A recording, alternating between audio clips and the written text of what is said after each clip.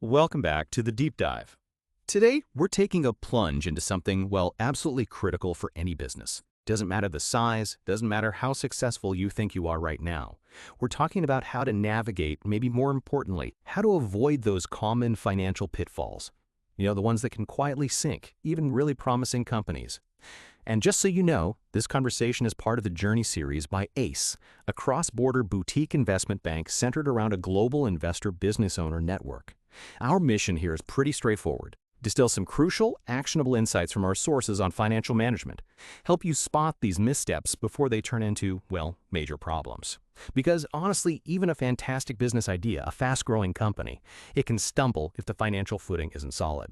Okay, let's unpack this. So the first big mistake our sources point to, again and again, it's ignoring cash flow management. It sounds basic, almost too obvious maybe.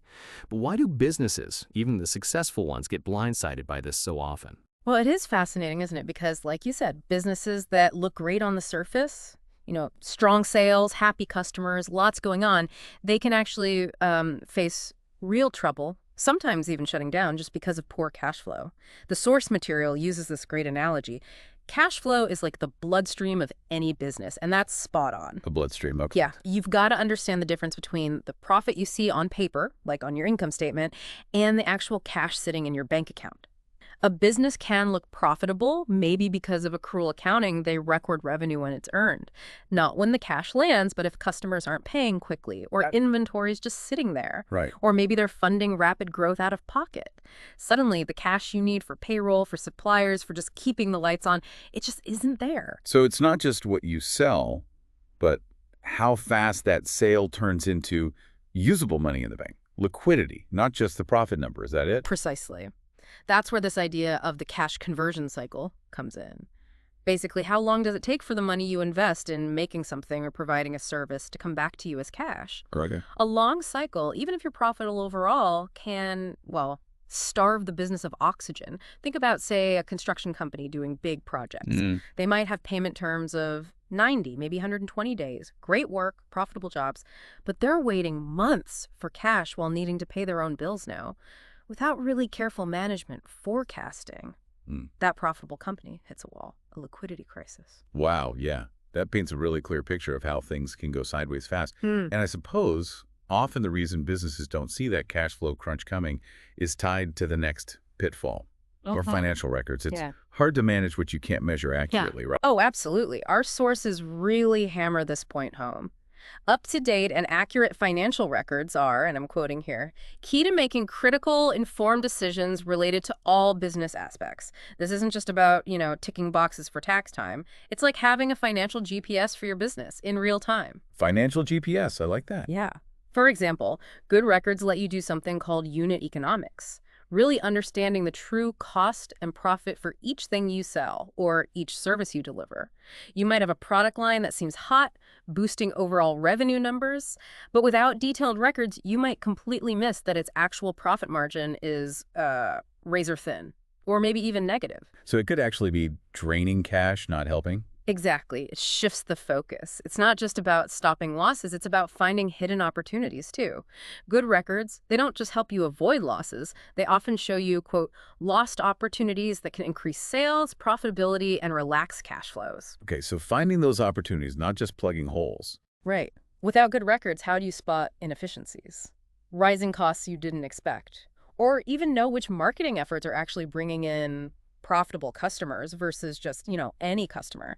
You could be pouring money into things that don't work or missing chances to double down on what is working just because the data isn't clear. It's like driving by feel versus having a really detailed map. That's a huge difference. Yeah. Okay, moving on. The third mistake feels a bit more technical, maybe, but the implications, major. Mismatching long-term and short-term financing. How does this trap work? Well, if we sort of connect this to the bigger financial picture using, say, long-term debt to finance short-term needs or taking short-term debt to finance long-term needs, it basically screams poor management of finances to anyone looking to fund you. Banks, investors, you name it. Right. So define those terms quickly. Long-term versus short-term. Sure. Long-term financing, think debt over a year, like a mortgage on a building or a 5-year loan for big equipment. Short-term is usually under a year, like a line of credit for working capital, paying suppliers, that kind of thing. And the mistake is mixing those up.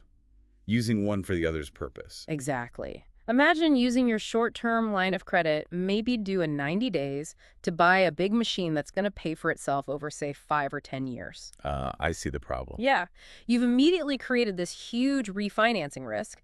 The loans do now, but the asset won't generate enough cash to cover it that quickly.